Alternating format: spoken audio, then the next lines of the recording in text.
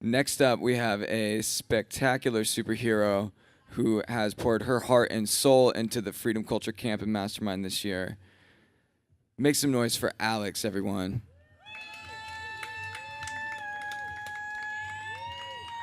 We're going to do a deep dive into the mysteries of the heart and reclaiming what we've rejected. Here's Alex. Thanks, brother. How's everyone doing? How's everyone doing? Okay, hot. Yes. Stay cool out there, folks. Okay. So what I'm really here to talk about is love, like most people, but just the potential of love. And what Jordan just shared really sparked something within me because I'm really passionate about bringing love to the spaces that need it the most. And most of us have something inside of us or inside of other people that we reject. Who has felt that before? Is there anything inside of you guys that you reject? Like, can I get some hands up if you feel that?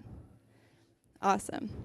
So we're just going to take a deep dive into ourselves for a second.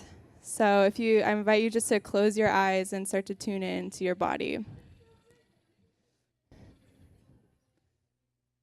Taking a deep inhale, sighing it out.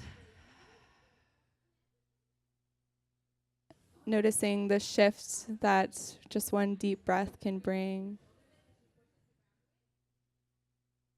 And now I invite you to think about love. What does it feel like in your body?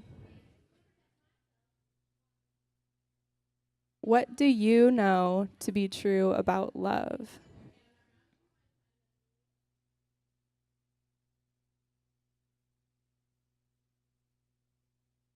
Just feel that for a moment. If you can't feel that, think of someone that you love. Let it spread into every cell of your being.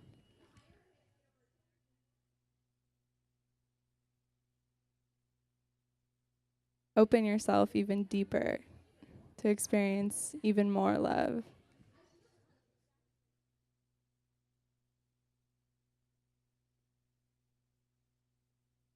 And now I invite you to think of that thing that you reject about yourself.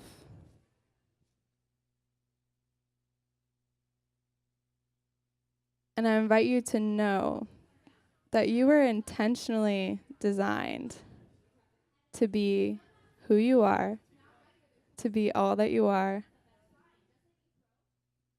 You were intentionally designed with shadows. You were intentionally designed with sins or wounds so that you could know the depths of this love through them. And so now I want to invite you just to start to extend that love into that space that needs it the most.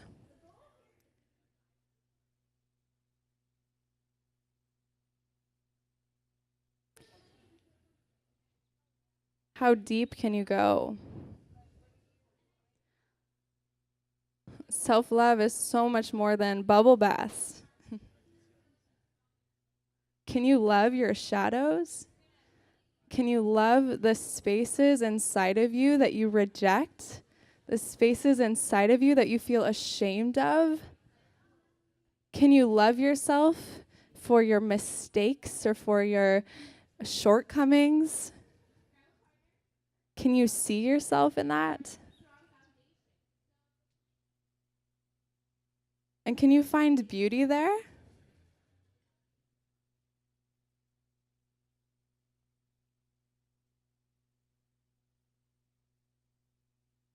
And I feel like this is alchemy.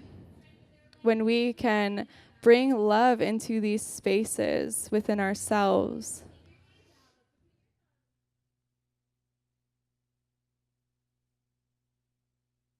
And now I invite you to wrap your arms around yourself and give yourself a hug.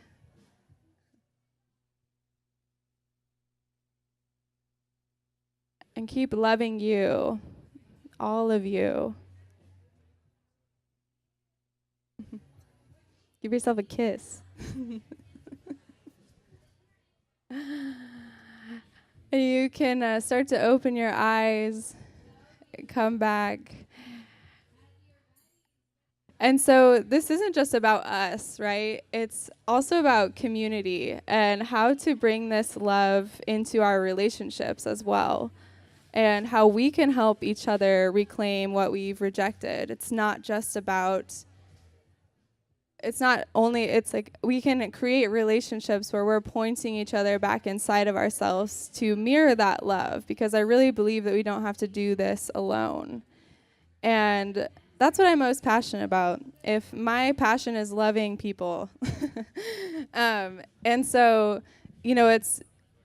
we love people when we can only love people as deeply as we love ourselves, right? And so when we can learn to bring love into those spaces of shame and darkness and pain or whatever within ourselves, not just the good things, we can also create that space for other people. And that's so important. If we're talking about healing the planet, we're talking about healing the world, we need to support each other in this endeavor. And I feel that we need to mirror this love to one another. So tell people who you love.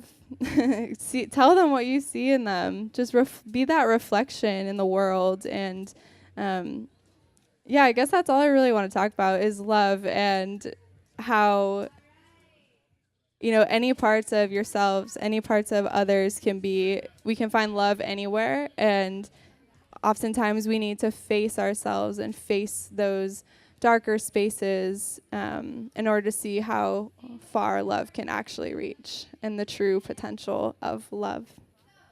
So yeah, that's all I really have to say. That's all that's coming through. I don't know how much time I have or anything. We're good? Yeah, Sam.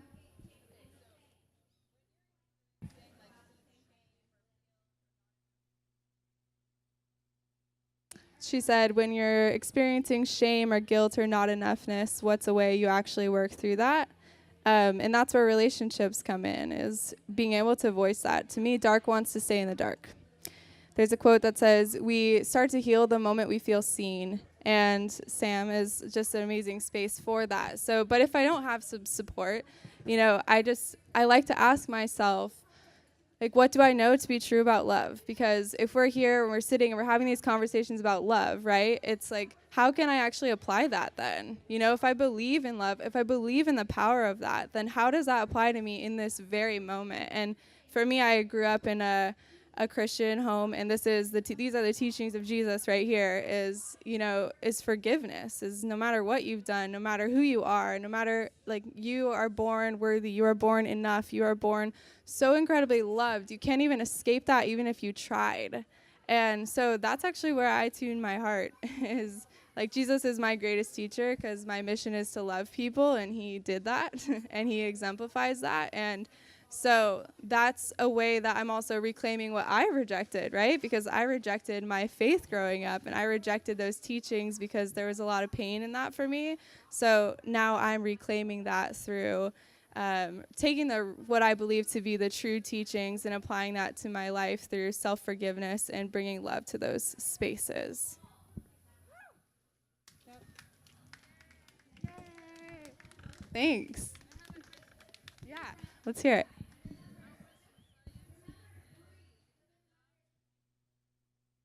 How can we change? Like, how can we love more, essentially? One person, like ourselves. So how can we, like, love somebody else, essentially? Oh, I love this question. This is such a good question. I think that starts with, like, really seeing people, and that starts when we really see ourselves, when we really acknowledge our own shadows, and we acknowledge our own, like, places of pain, and then we can start to empathize with other people, right? And realize that even if we're being triggered by someone, that they have all these experiences that have shaped them to be who they are, and that if I had all those experiences and all of those that conditioning, that I would do the same thing. you know? And so that really helps bring me into a space of compassion for people, of just understanding and then holding space for them. I think the best gift that we can give people is to see them for who they really are. Is to say, like, I know you feel this, I know you see this shadow, or I know you're experiencing maybe shame or guilt or whatever, but I see you for who you really are, and I'm going to hold that vision for you. Anyone else? Cool. Well, I love you all, and I'm here to support you in any way on your journey of loving yourself and in relationships. It's what I do.